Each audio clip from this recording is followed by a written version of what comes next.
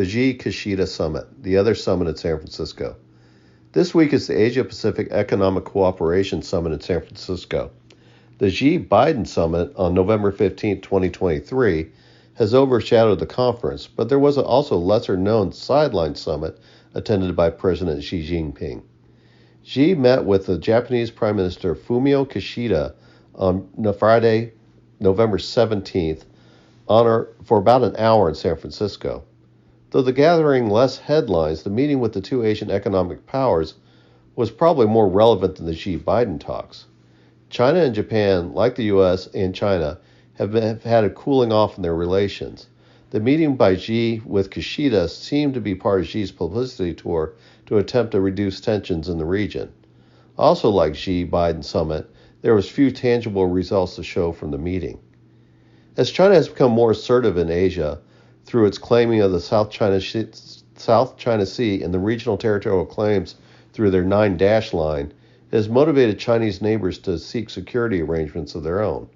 Japan's response was adopting a security policy called the Asia's Democratic Security Diamond that includes Japan, the U.S., Australia, and India to establish security agreements with these powers to contain China. Japan also pursued agreements with the United Kingdom, France, Sri Lanka, and Vietnam, as well to bolster its security in the region against China. A view of the map, the Japanese strategy engaged countries that nearly surrounded China and would make it difficult for China to operate on the fringes or outside the South China Sea. Japan also pursued an aggressive policy against China's Belt and Road Initiative. The Chinese were using the Belt and Road Initiative to build ties extending from Asia out across Asia to Africa and in some cases Europe. This was viewed as a potential threat to Japanese commerce, so Japan pursued its own free and open Indo-Pacific strategy, where Japan worked with India and Australia on rival infrastructure projects to China's BRI projects.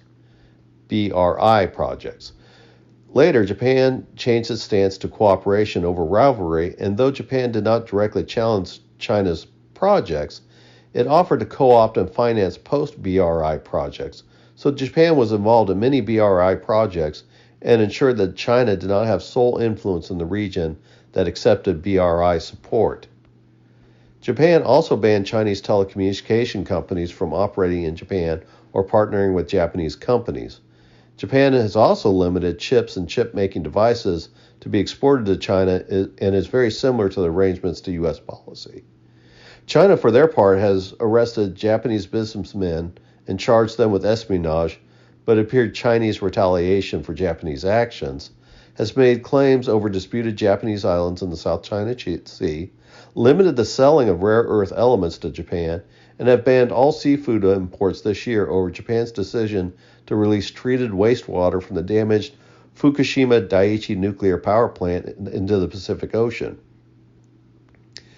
Japan is the most assertive and has been since World War II to address China's growing influence.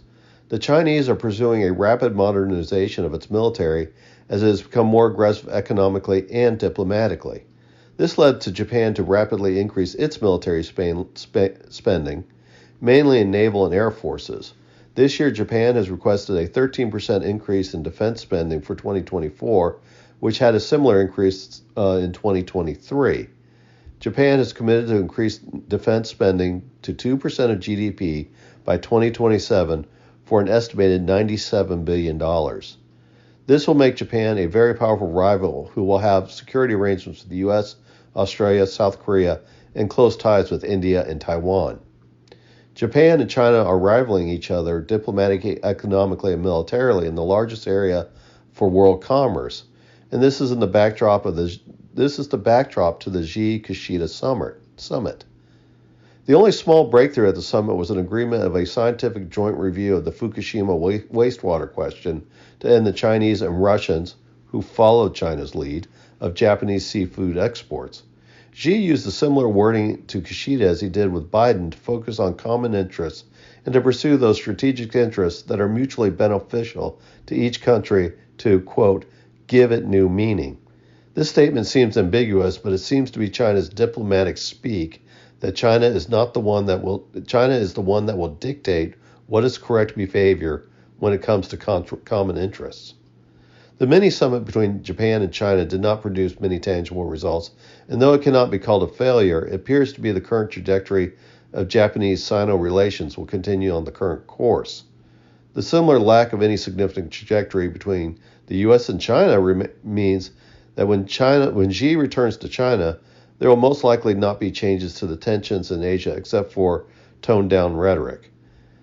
The extent of the improvement in the Asia region will largely be dependent on China, but unless its current economic headwinds cause enough pressure to abandon their current foreign policy, nothing will change in the region.